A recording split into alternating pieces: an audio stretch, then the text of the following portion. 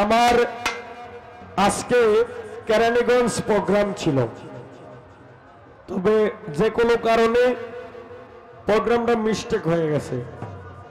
তো মিস্টেক হওয়ার কারণে আবার আগামীকালকে প্রোগ্রাম মাস্টারবাড়ি যাওয়ার কথা, গাজীপুর ডিস্ট্রিক্ট মাস্টারবাড়ি যাওয়ার কথা। এই কারণে আমি সাধু বাবাকে আমি আরো আগেই 10-15 দিন আগেই আমি বলছিলাম যে আচ্ছা আমি হয়তো 24 তারিখ আসার সম্ভাবনা আছে। যদি মদনপুর দরবারে আমি কিন্তু সবসময় প্রতি বছরে ওরসের টাইমে হয়তো একটা রাত্র কিন্তু আমি দিই। আর আমি কিন্তু কোনো কণ্ঠাকে আমি গান করি না, কারণ আমি কারো কাছে আমি ধরা না। যারা সেলিব্রিটি মানুষ, যারা নাম্বারিং শিল্পী মানুষ, তারা কিন্তু কম বেশ একটা কণ্ঠাকের ভিতরে আসে। কিন্তু আমার যেহেতু শুরুটাই এইখান থেকে, আমি কোনো সময় এই হযরত শাহ সুলতান কমরউদ্দিন রুমি রহমতুল্লাহ আলাইহির দরবারে আমি কণ্ঠাকে আমি গান করি না। কেন করি না? কারণ আমার শুরুটাই এখান থেকে।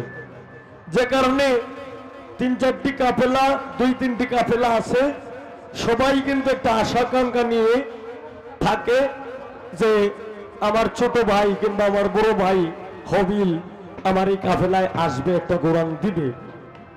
তো যে কারণে আগামীকালকে যেহেতু যাওয়ার কত মাস্টার বাড়ি, যদি মাস্টার বাড়ি জায়গা তাহলে তো আর সময় দেওয়া সম্ভব হবে না। এই কারণে এই কাফেলাতে একটা কোরআন গান গাওয়াটাই কিন্তু বড় বিষয় না। এই কাফেলাতে একটা কোরআন আসলাম এবং আপনাদের সঙ্গে দেখা করে গেলাম এবং আপনাদের দোয়া নিয়ে গেলাম। সকলেই দোয়া করবেন। আর এখানে যারা গেস্ট শিল্পী আছে, এখানে কিন্তু কে প্রতিপক্ষ নাই, সবাই কিন্তু আমাদের নিজেদের। কারো ছোট বোন, এই কেউ আমার ছোট বোন, কেউ আমার ছোট ভাই। এখানে কিন্তু শিল্পী জগতের মধ্যে এখানে কিন্তু বড় কেউ নাই, সবাই কিন্তু আমার ছোট। তো সবাই আমার অন্তরের মানুষ, সকলেই এখানে গান করছেন। তো আমি আরেকটি গান করে আমি বসবো। সকলকে শত কষ্ট বুকের মাঝে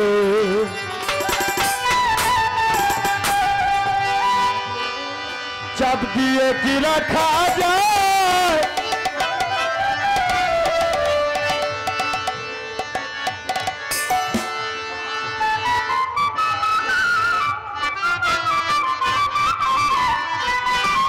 ওরে যে সইতে পারে যন্ত্রণা সেই জ্বালা দুঃখ পায়, সেই জ্বালা দুঃখ পায়।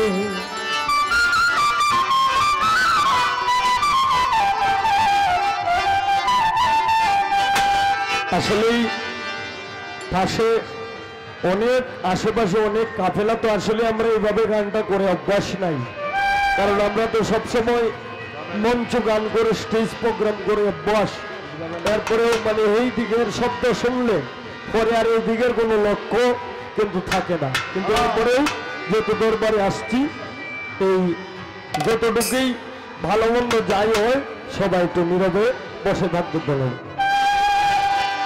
শত কষ্ট বুকের মাঝে, শত কষ্ট বুকের মাঝে চাবি দিয়ে কি রাখা যায়, যে সইতে পারে যন্ত্রণা সেই জ্বালা দুঃখ পায়, সেই জ্বালা দুঃখ পায়।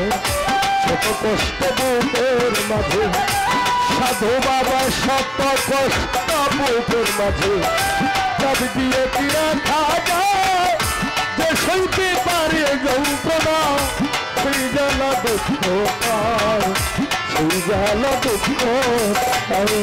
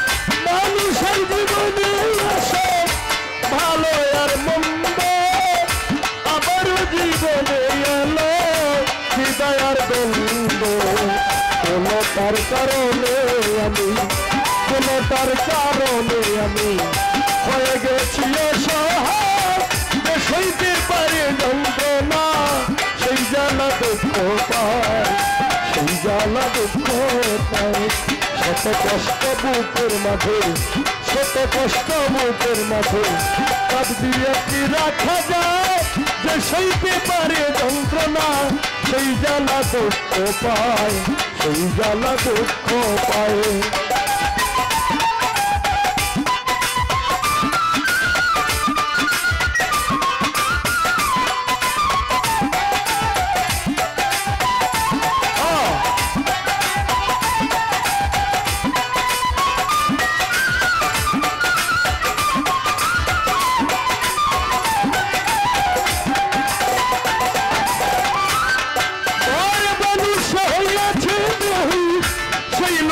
কারণে মানুষ কেন হয় না মানুষ সুন্দর ভুবনে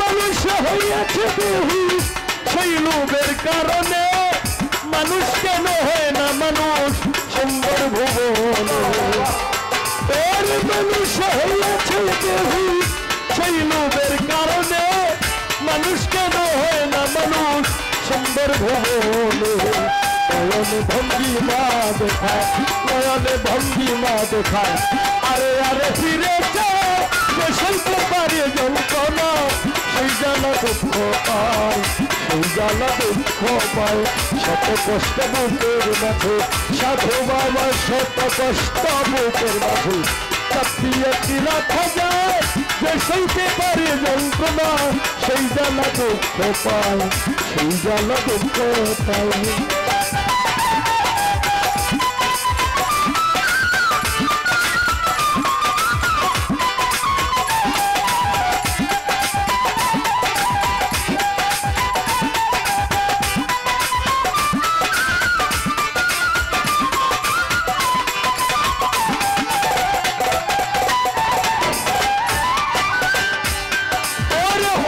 লোকের সঙ্গলে অসত্যি হয়ে গেলে বুঝলে দাঁড়িয়ে রে মন তুই নিজেকে হারাইলে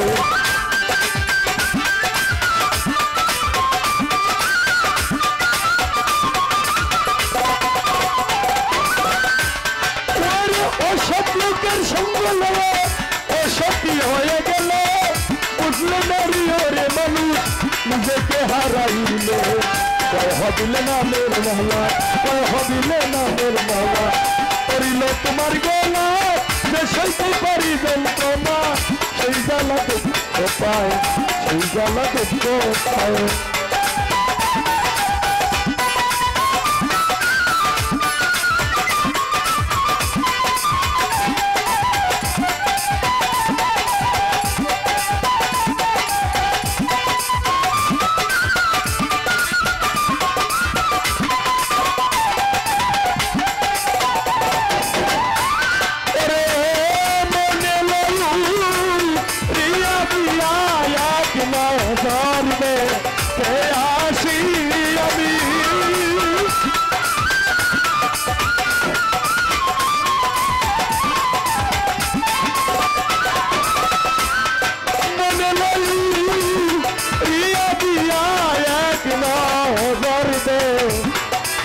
আসি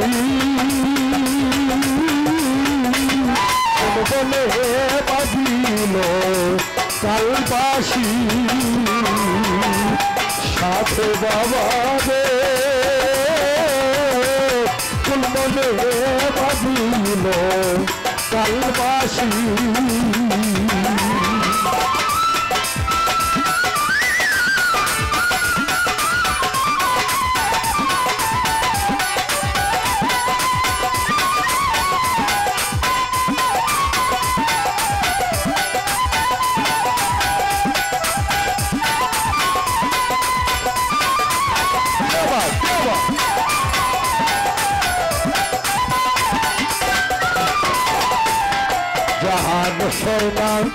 সাধুর প্রাণে গো যাহা সয় না সাধুর প্রাণে আমি নারী সহিত মনে গো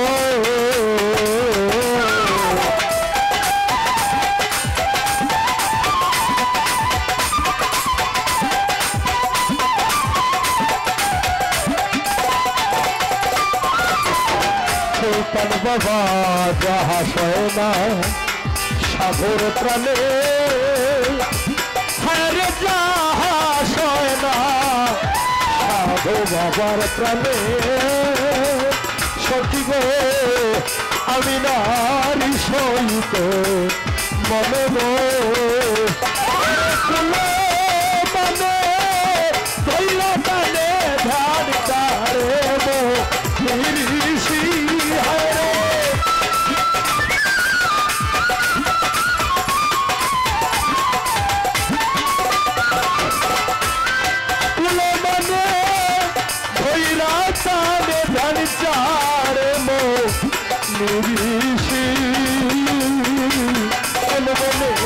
বাজিল কালবাসী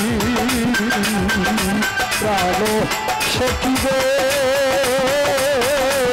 কোন বলে বাজিল কালবাসী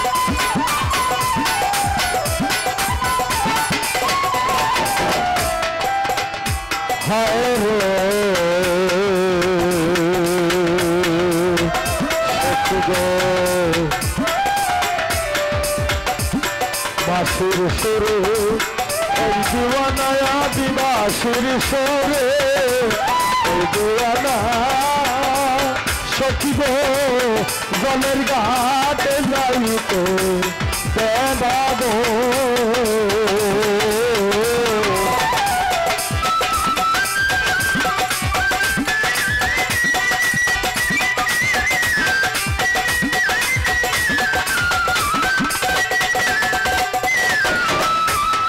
বাসুর সুরে ওই দিওয়ানা সাধু বাবা জলের ঘাটে যাইতে না গো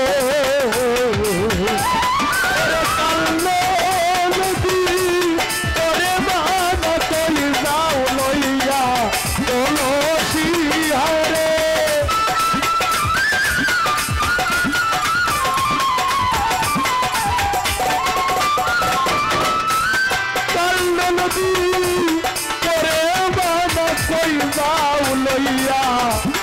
তুলসী কোন বলে বাঁধিল কালবাসী প্রাণ। ধন্যবাদ। আবার